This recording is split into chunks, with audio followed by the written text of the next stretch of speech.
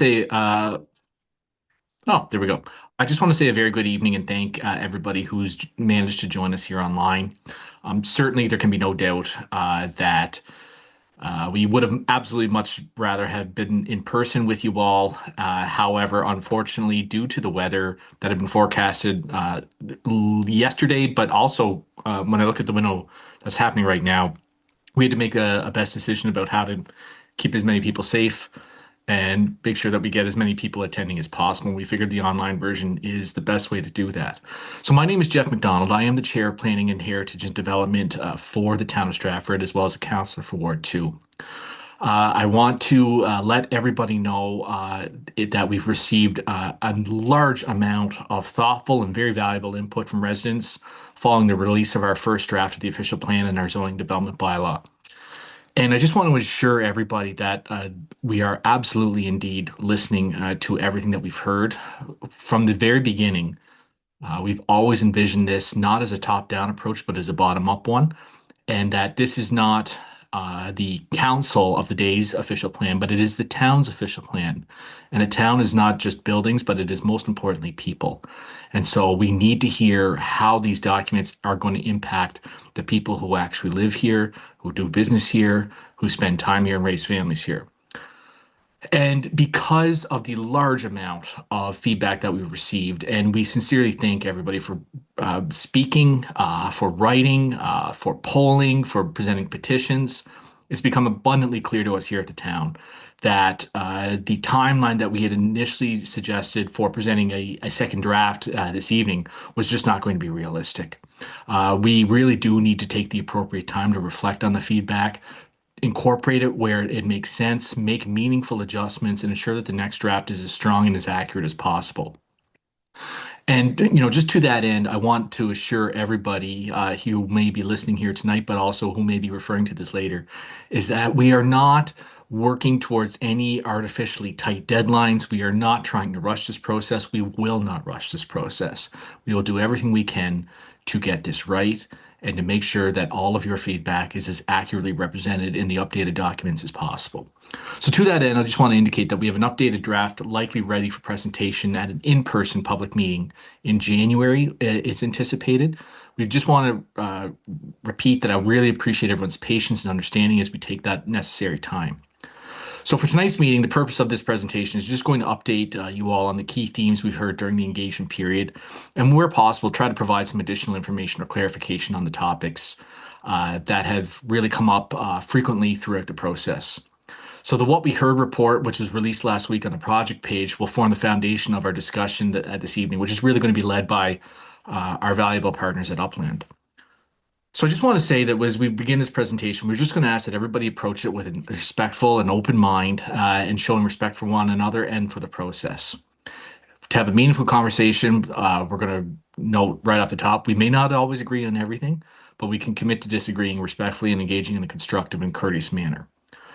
So I'll just indicate as well as the engagement period for the initial draft is now closed, and since we don't have an updated draft to share this evening, we're just going to ask that you refrain from offering additional comments or feedback on the draft itself, the first draft, because we're taking that feedback, we're trying to incorporate it already.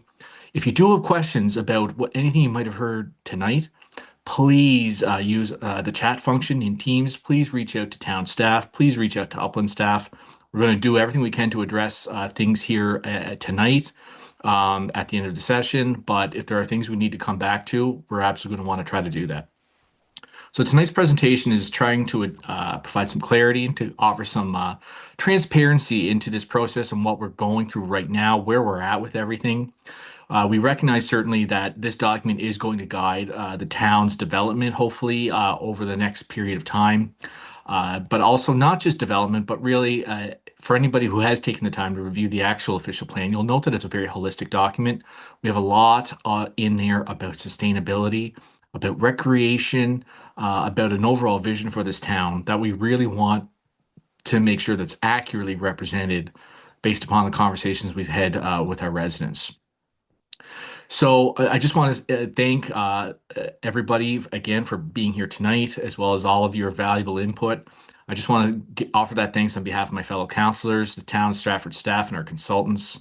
So we remain committed to listening to everything you're saying. We want to take your input and we want to make sure that it's given maximum impact. So at this time, I'll turn over the floor to Ryan and Ian, who are here from Upland Planning, who have been very excellent partners for the town as we go through this process. So without further ado, I'll turn things over to you folks. Thank you. Thank you so much, Councillor McDonald, for that introduction, and good evening, everyone.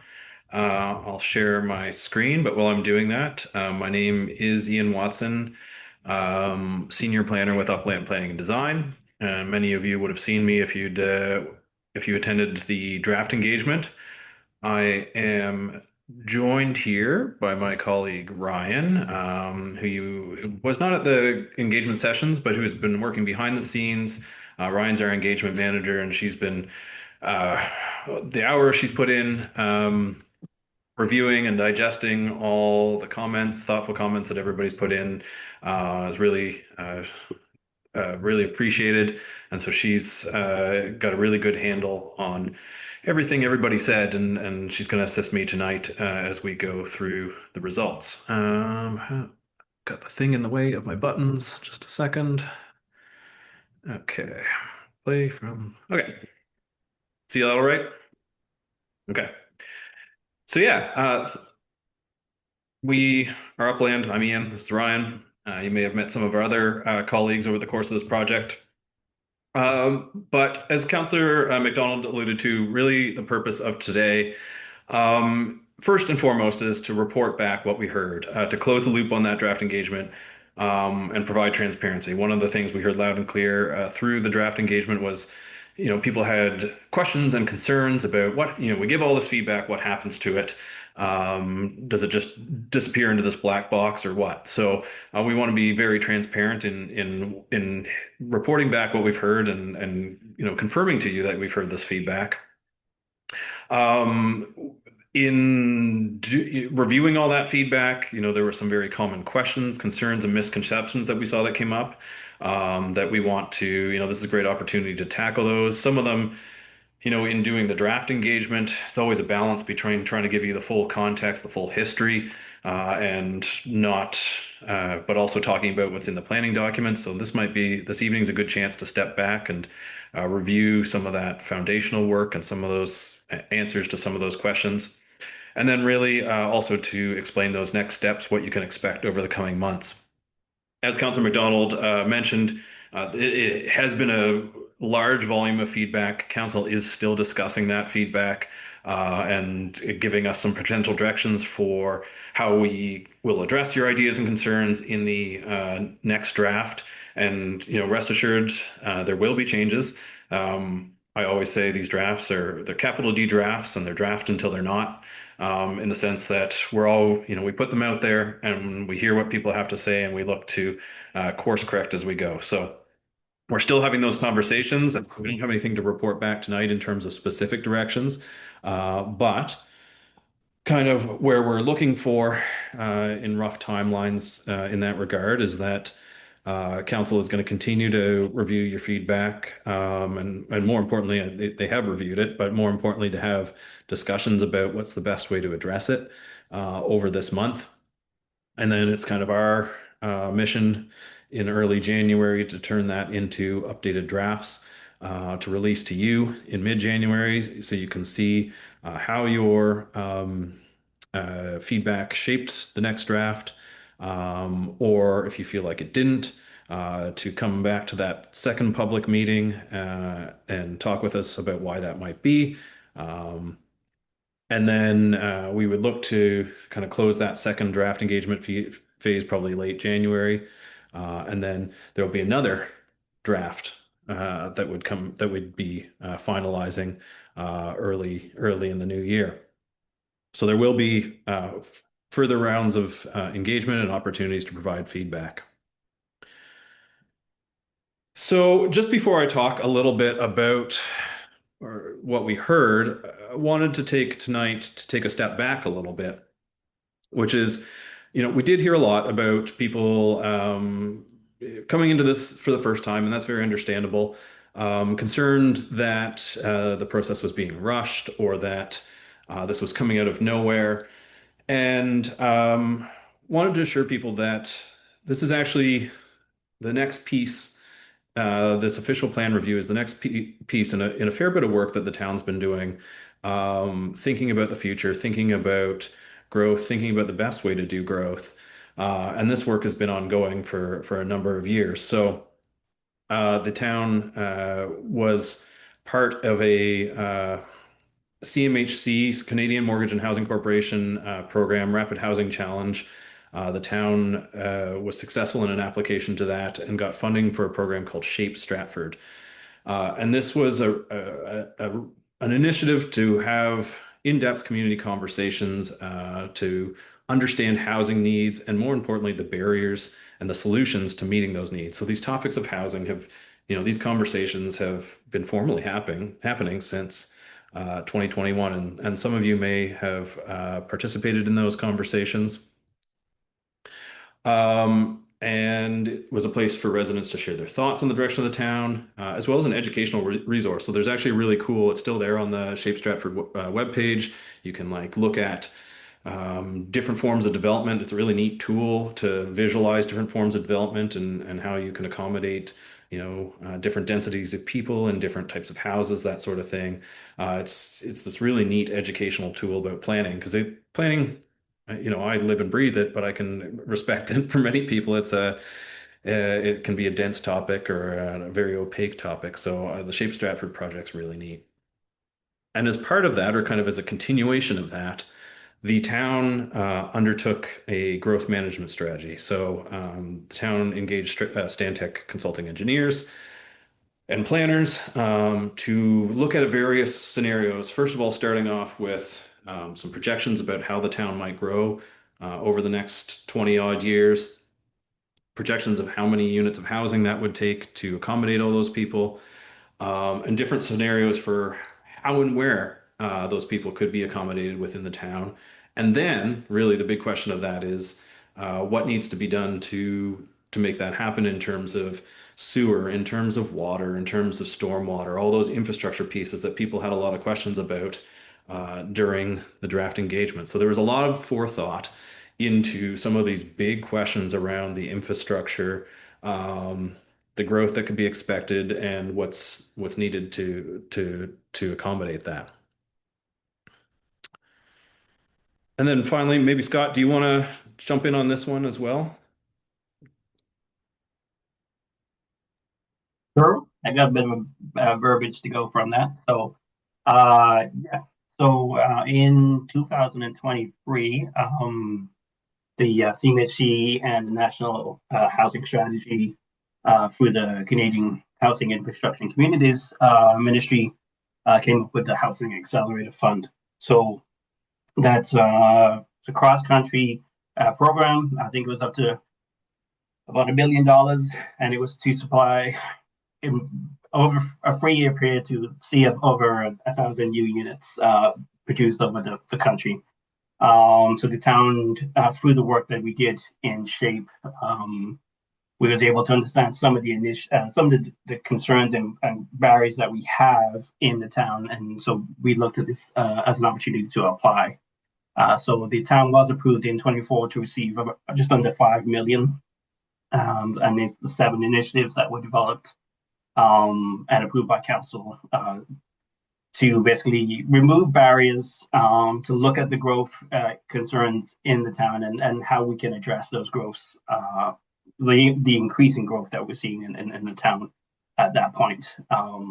Through the conversations that we had in Shape, through conversations with municipalities, through talking to the communities, through talking to development industry, we developed the 7 initiatives. I don't know if you have the 7 initiatives on the slide there. They're in. Do you have the 7 initiatives?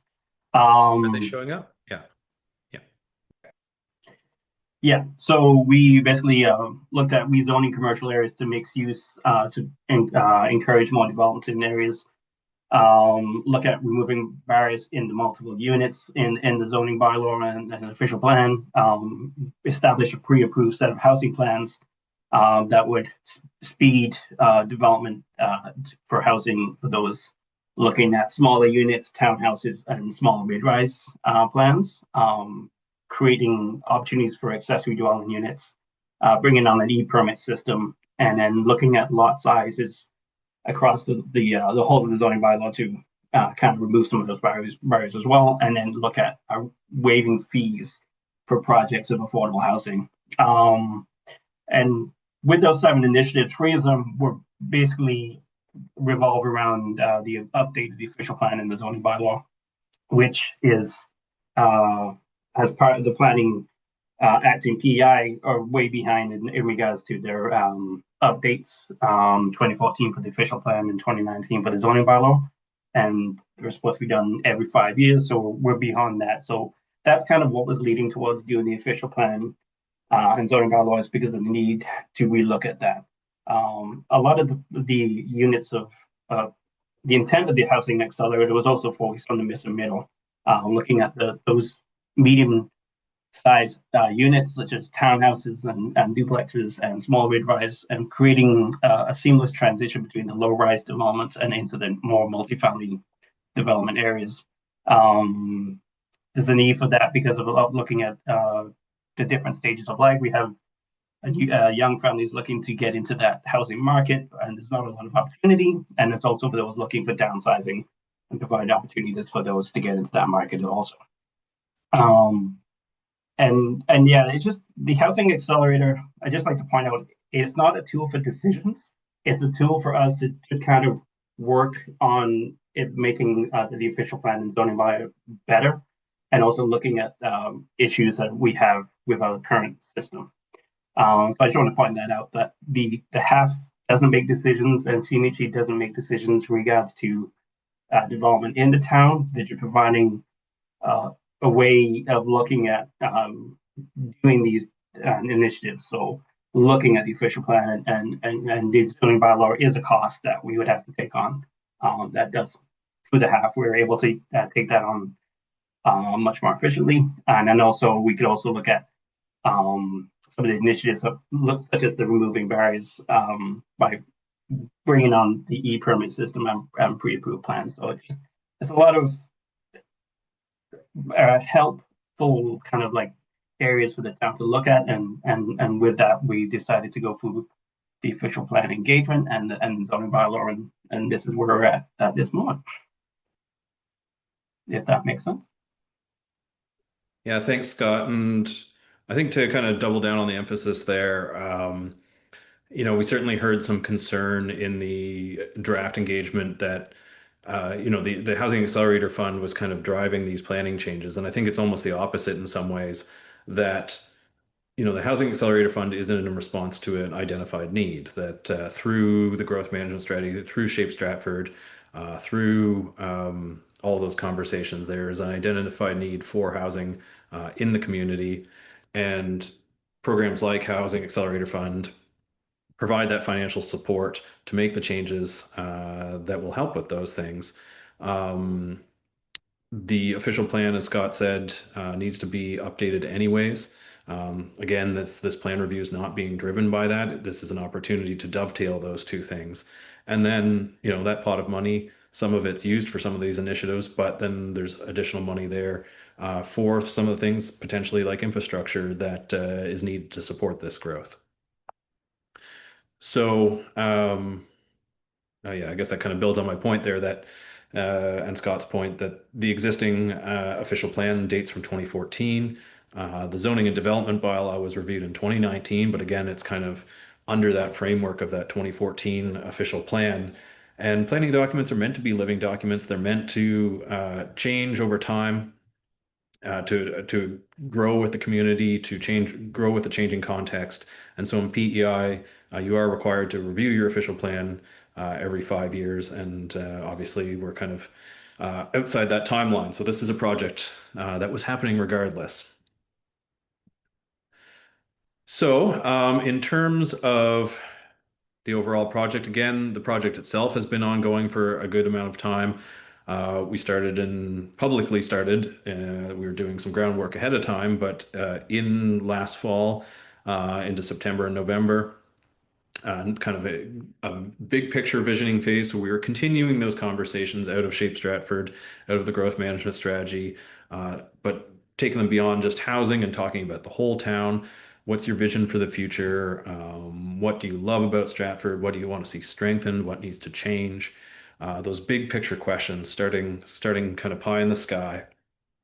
And then over kind of the start of 2025, digging down a little bit into issues and options, looking at specific challenges that the town is facing and ideas for addressing them through planning.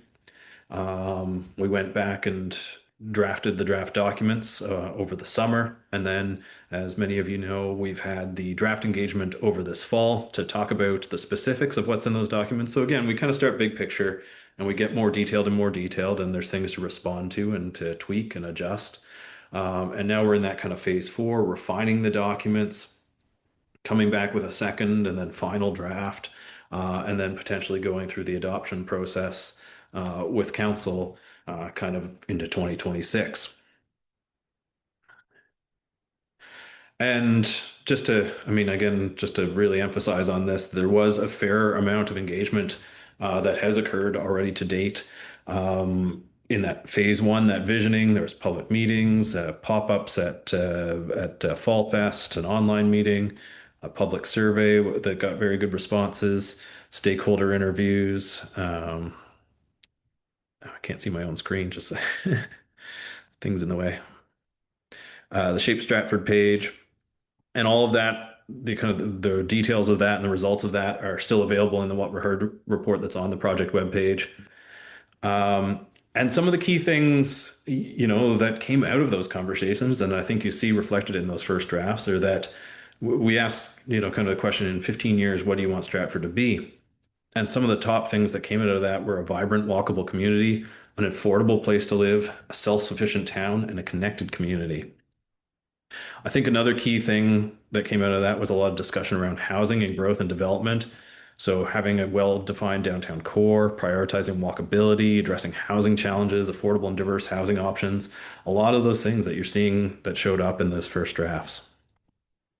And then one other thing that I think, again, might inform how we thought about these planning documents was one of the top things that people asked for their priorities, or that answered for their priorities, was in terms of preservation of agricultural land was the second most important thing for this planned project.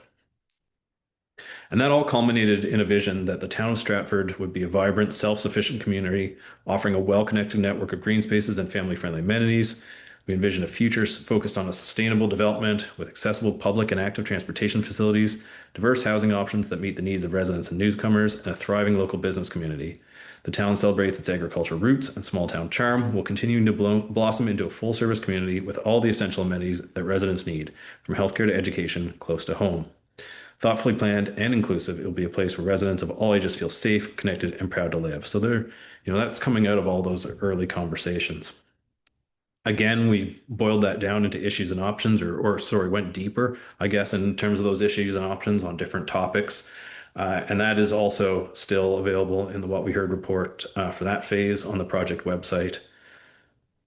And we heard a lot about housing during those discussions.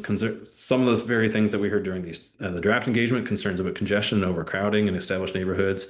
Big one was concerns about housing affordability and availability, needing to do what's best to support the community, having desired varied housing types, and having complete true communities.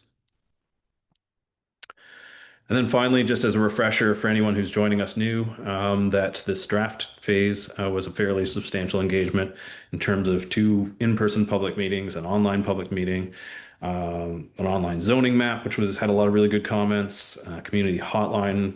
Ryan talked to a lot of people on phone, email, and I know many of the town staff did as well. Stakeholder workshops, Shape Stratford page.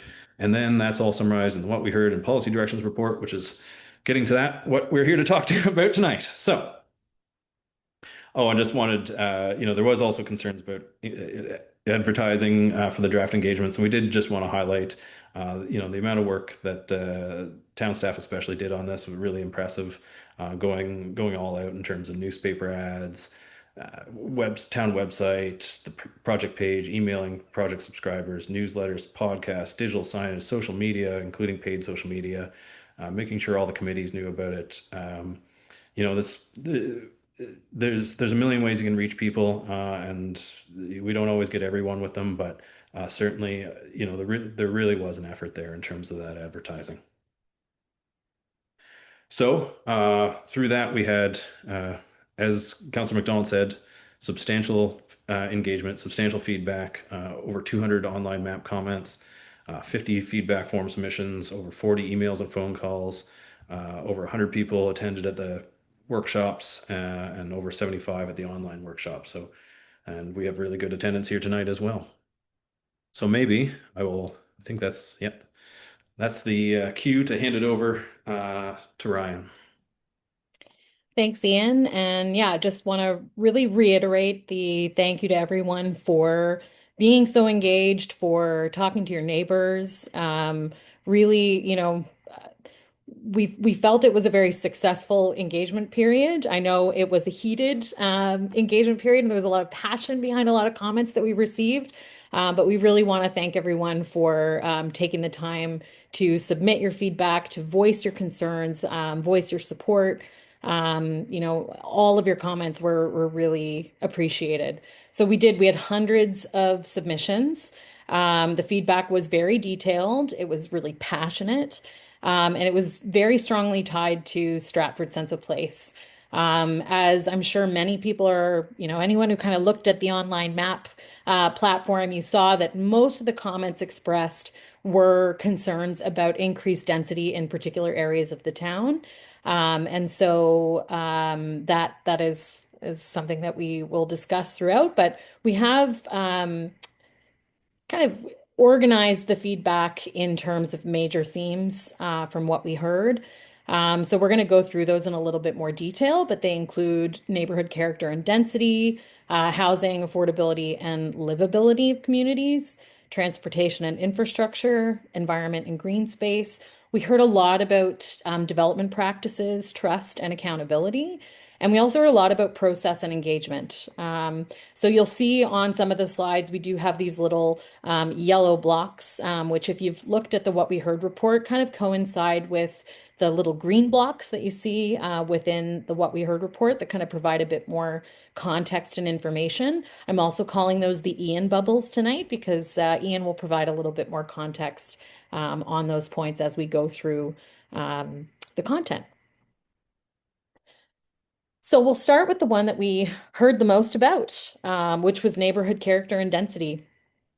So this was the most commonly raised topic by engagement participants across every engagement method. A lot of concerns were about zoning changes in some of the established neighborhoods. And some of the kind of key comments that we heard over and over again were concerns around things like loss of privacy with increased density, increased shadowing on other buildings, perceptions of safety within the community, tied to that being things like increased traffic. And we also heard a fair bit about reduced green buffers between properties as well.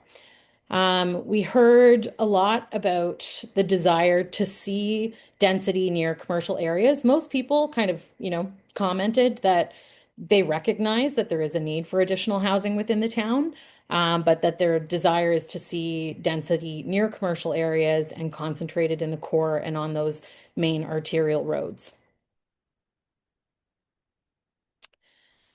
So some of the key things we heard were a lot of comments about compatibility of density and scale of some of what's being proposed within some of these existing areas. So we heard many people expressing concern that things like apartment buildings and multi-units were out of scale with existing homes in their neighborhood, and there were a lot of folks who kind of tied that as well to the creation of on-street parking issues and increased traffic issues.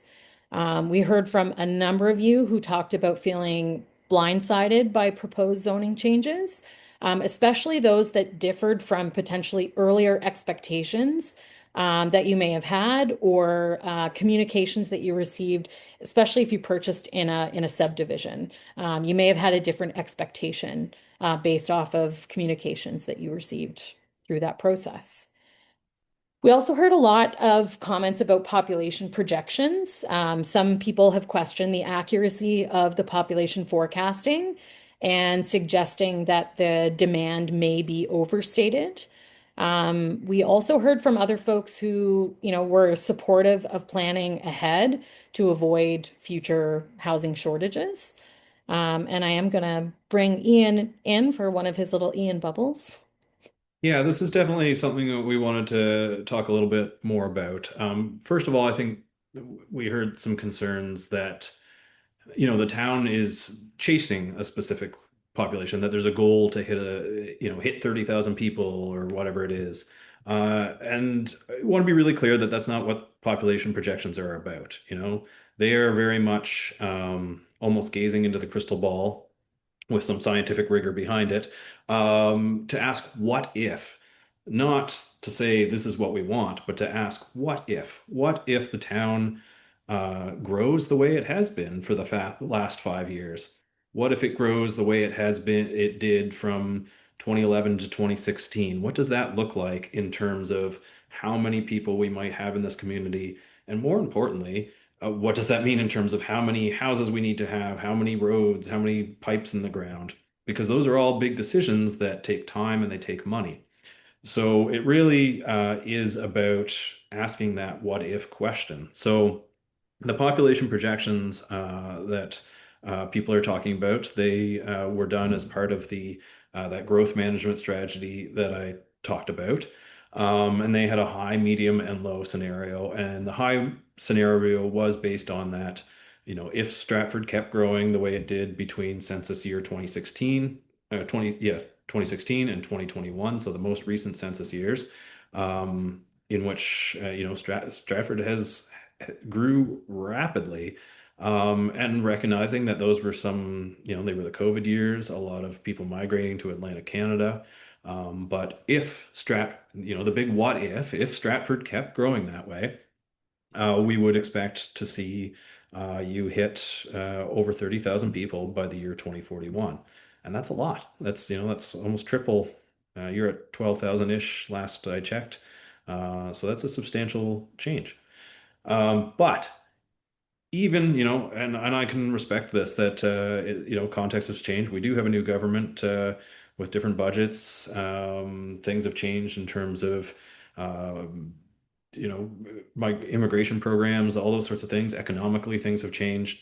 Um, Maybe that high growth is not where we're going today.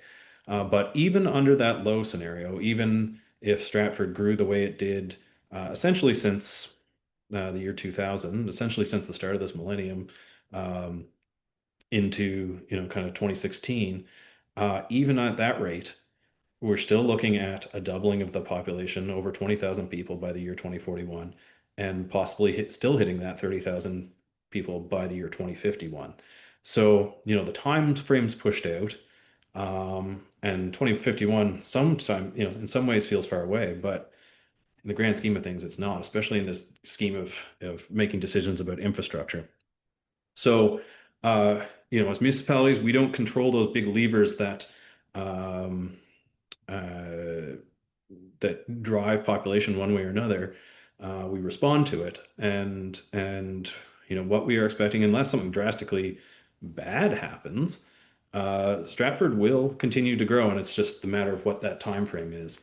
So, these help put the box around what if, and they help us uh, make some of those big decisions about what's needed. And it may be needed, in 10 years, or it may be needed in 20, but at some point it will be needed, and we need to make sure that our plans are thinking about that. So that's some of that context there. And again, to emphasize that it's not something that's being chased, but something that responsible planning kind of demands that we think about these questions. Thanks, Ian. The next topic that we heard a lot about was the removal of the R1L zone. Thank you. Um, a few people can express their concern that removing that zone will impact the character of some parts of Stratford, and that having smaller lot sizes will impact that feel of the community. We also did hear on the flip side of that support for the move away from unserviced development. So that is development that is, on a septic field, for instance, and those, whether they continue to be built or not, are subject to provincial regulations regarding, the requirements for septic fields and all that stuff. Um, and so what the town is looking at is kind of moving more away from that because that does require such a large amount of area. And that if we're looking at a more sustainable future, we need to kind of move away from that type of development. So one of the ones we heard the most about, as I'm sure everyone is well aware, that Mason Duffy Road neighborhood. So we heard very strong opposition to the shift from R1 to the RM2 zone. We heard that residents feel it threatens the quiet, family-oriented character of the area and kind of the reasons why they purchased their homes in that area to begin with. We received, sorry, that is my dog, who of course has decided to pipe up at the wrong moment. But we did receive a petition that had 217 signatures. And in addition to that, a number of the other comments that we received on the map and email submissions, feedback forms also were related to this. Um, Next slide, please. Mhm. We heard very similar concerns around the Flourish Heights Foxwoods area. So again, the concerns about rezoning to the RM2. And for folks in this area, it was a lot about that deviation from what they saw as the original development concepts. And so there were a lot of folks bringing up the fact that they felt that they were, they didn't trust they didn't tr that things had changed basically from what they had been initially presented with to what's being proposed now, and that they felt that there was a lack of trust that came about because of that. There were also concerns there around the idea of putting that kind of density further away from services. So we also received a petition related to this area, and it had 192 signatures on it as well. Um, the RM2 zone was kind of that higher density of the two medium residential zones that were presented in that first draft. So the RM1 zone is the lesser of that. It's the less dense of the two.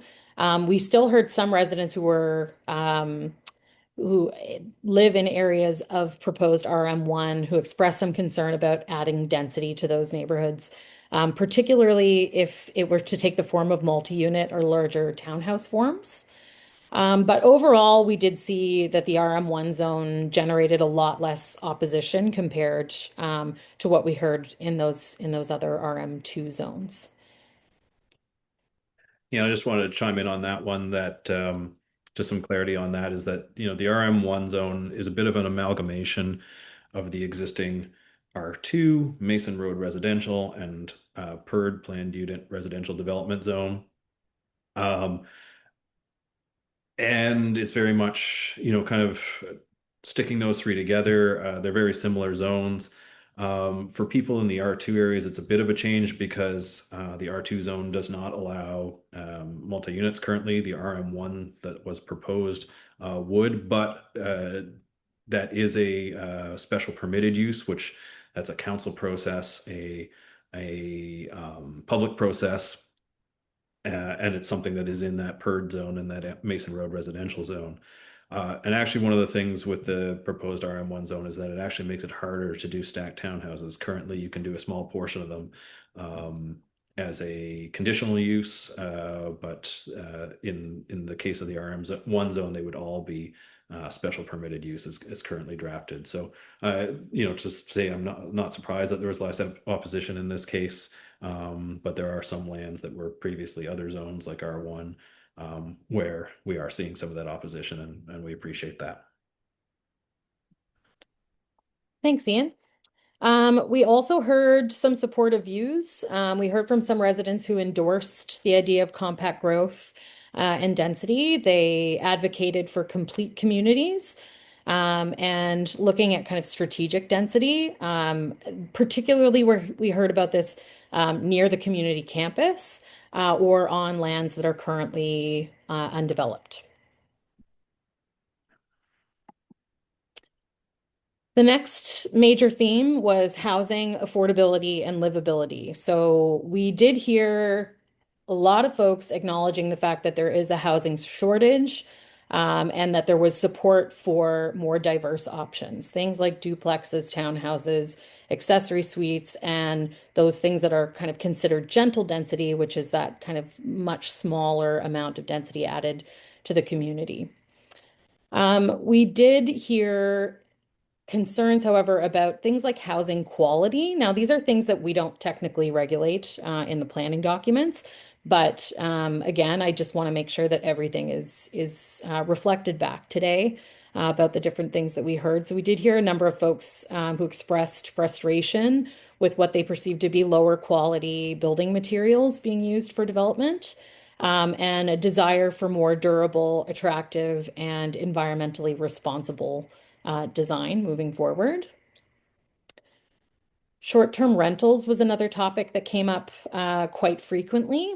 So there were strong concerns about the loss of long-term rental units within the town to short-term rentals and the impacts that those kinds of things like Airbnbs can have on neighborhoods. So we had people citing, the fact that these things can be a bit of a nuisance, having folks coming transient traveling public coming in and out of established communities. We heard support for strict short-term rental regulations, having things like permits, maybe having owner occupancy requirements where the owner has to live either on in the building or on the property, and that they wanted to see enforcement of short-term rental regulations. We also heard concern from residents about the idea that with potentially having more accessory dwelling units, so those kind of backyard suites, garden suites kind of developments, that they were concerned that these could become short-term rentals. So they really emphasized that that is something they do not want to see. Yeah, and so to add on to that, to deal with any concern there, we'll say that even that first draft does prohibit the use of accessory dwellings units as short-term rentals. And then kind of the supportive piece of all that, or the enforcement piece of all that, is that the town is working on a short-term rental bylaw. I think it's nearing completion. It's kind of in the review phase. But as part of that, those regulations, having a licensing requirement, and with that, it's easy to check that what's being used is not a accessory dwelling unit, for example, and that some of those enforcement tools are there to address those concerns around short-term rentals. We also heard some skepticism regarding affordability. So concern that density increases are going to benefit developers and not necessarily benefit residents. And we also heard some calls for clear affordability outcomes being tied to upzonings or even kind of approvals of larger scale developments. We did hear from some folks who had ideas for potential solutions around affordability. So things like the addition of secondary suites, which again could be an accessory dwelling unit, but it could also be something like a basement apartment, co-housing, small cluster housing, increased nonprofit partnerships. And mixed use corridors were all identified as constructive ways to increase housing options and affordability in the community. We did hear a lot of comments that revealed that there's a bit of an underlying stigma toward renter households. There was some acknowledgement that rental tenure is essential It's a really crucial part of the housing spectrum for a complete housing spectrum in a community. And we did hear from some folks who, wanted to stress the fact that they didn't feel like the defining qualities of a person are not determined by their housing tenure. And just a little bit of kind of additional context here is that it is important for us to note that planning is not about regulating people. It's not about regulating who lives where, but it's rather about buildings and enabling a wide variety of housing options. So planning is for people, as Councillor McDonald mentioned at the beginning. And that really does include all members of the community. So rental housing, like has been mentioned a few times tonight, it really is an important part of the housing spectrum for a large cross section of the population, and that can go from young adults moving out of home for the first time to low and moderate income families, and it can also be a great option for folks who want to downsize and not have all of the responsibilities that come along with a property. And so having all of those options are a really important part of the housing spectrum. So very closely tied to housing and all of these conversations around density.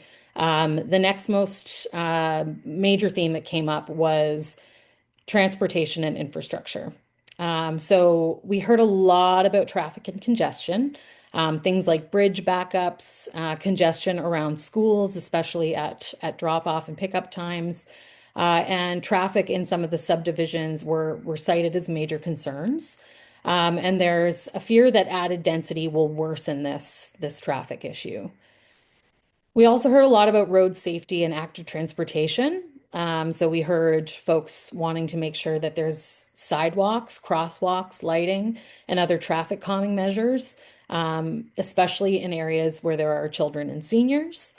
And we heard a desire for stronger neighborhood connections and multi-use trail expansion. So ensuring that people are able to get from neighborhood to neighborhood, using the active transportation system. So tied to all of this, parking and street design was another aspect of this that came up quite often. So we heard a lot about on-street parking shortages and narrow streets, where folks feel there are safety concerns and that pose issues for things like snow clearing, which who knew we were going to have to deal with that so early in December. We also heard requests to review parking standards for future developments. And I will get Ian to provide a little bit of additional context here.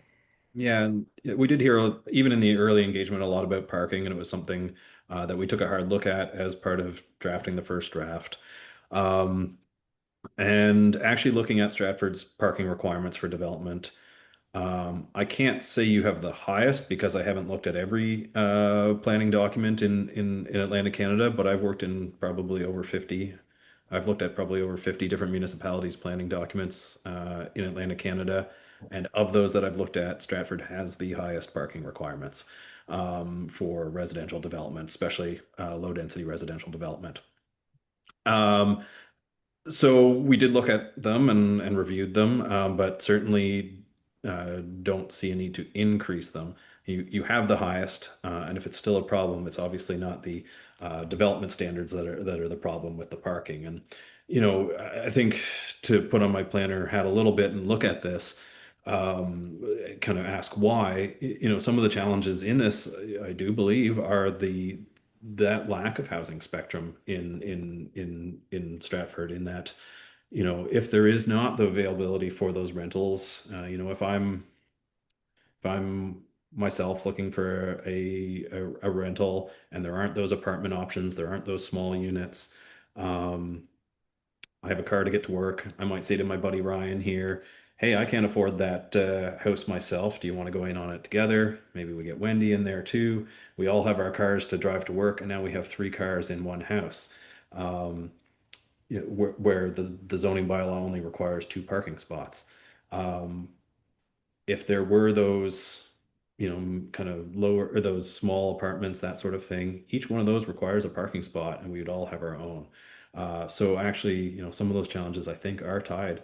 They're not to the development standards because you do have the highest of any municipality I've looked at, but rather to the housing that is available.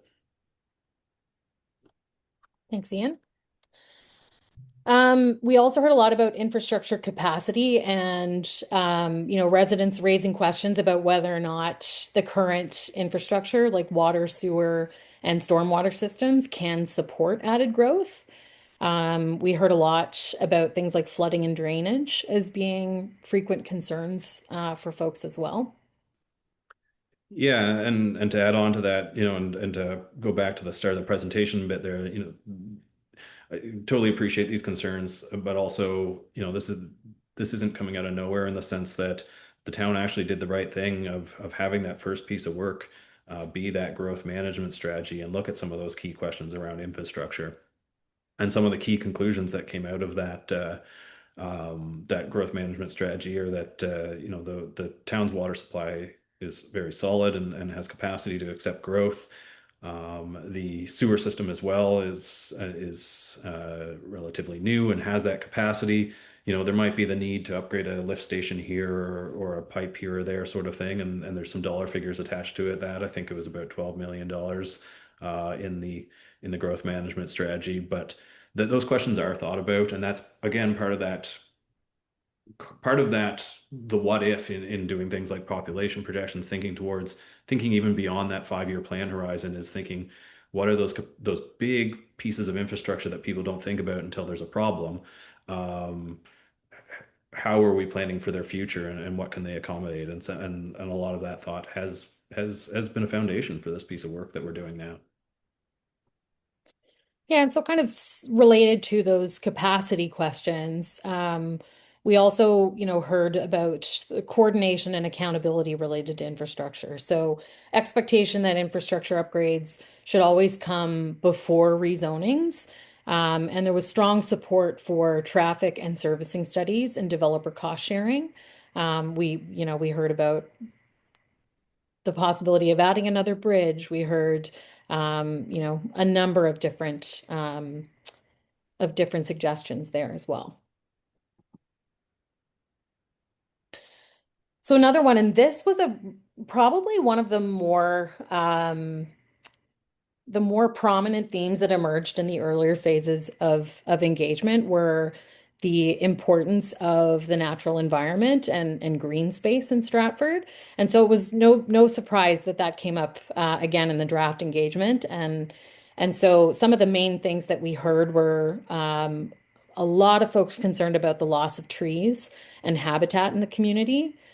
So most of that would be the concerns that they cited about clear cutting and habitat loss, kind of between neighborhoods as a result of development.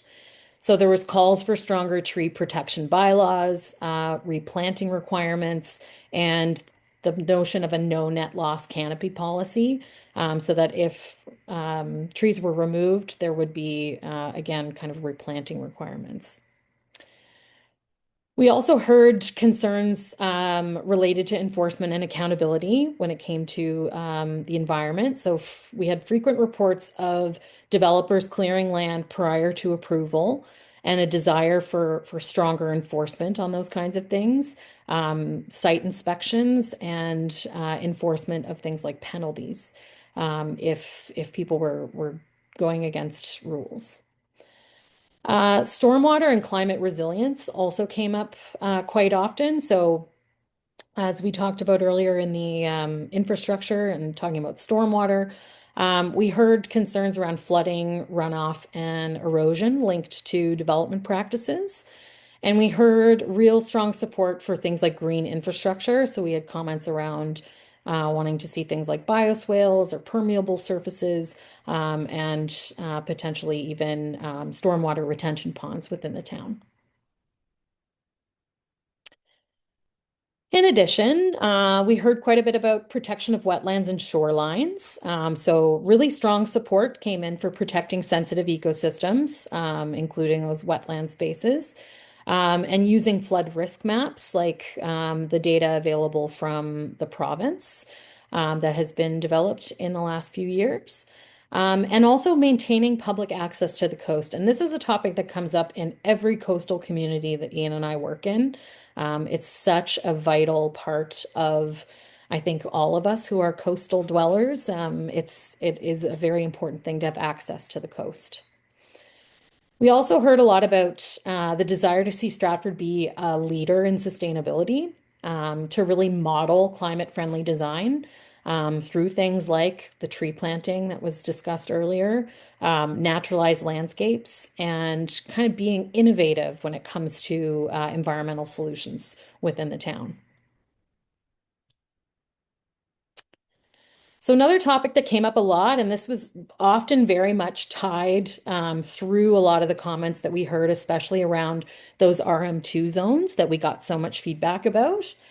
So one of the key elements of this development practices, trust and accountability that we heard about was transparency and public input. So many folks felt that decisions were being made before residents were informed, and that there were calls for earlier, clearer, and more accessible communication related to these changes. Developer conduct was another topic that came up often. So again, kind of as we just discussed in that environment section, incidents of pre-approval clear cutting were cited as things that felt like breaches of community trust.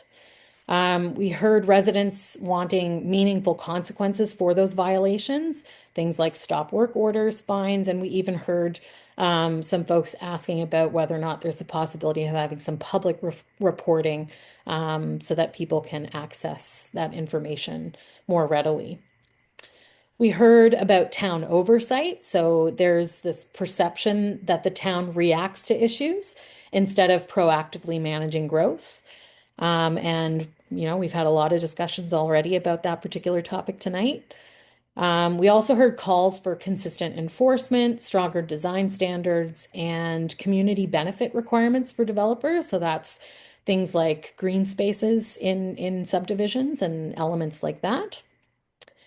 And we also heard about folks wanting to see a rebuilding of trust. So a desire for that regular reporting and enforcement, development progress, and community benefits delivered so that if those things were being reported on, people could have a better sense of what some of the benefits were that were coming from some of these developments happening in the town. And the final theme that came up often throughout the engagement was about process and engagement. So, information accessibility. Residents often learned about these zoning changes through word of mouth rather than from town communication. So, typically in a planning process where there's a single rezoning happening within an area, there will be a notification to surrounding residents. In the case of a plan review process, that's not the case.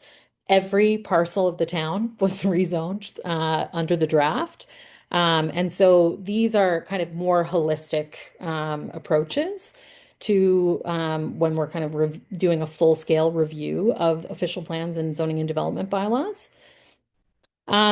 There were also requests from folks to have more plain language summaries. Again, as Ian mentioned earlier, about the fact that the technical language of planning can sometimes be confusing and hard to understand in the way that different levels of regulation kind of impact one another. So those requests for plain language summaries, maps, visuals, and mailed notices were all things that folks wanted to see. They also wanted to see decision-making transparency. So people want to know how the input is being used and the need for feedback loops explaining what changed and why. So things like what we're doing here tonight, where we're having this conversation about kind of reflecting back what we heard. And then when we produce the next draft, we will also have a summary of changes document that goes out with that so that you don't have to compare and contrast two massive documents to one another that say, that you have to find the differences. We want to make sure that it's really clear to you what those differences are. And I think there will be some that are quite clear.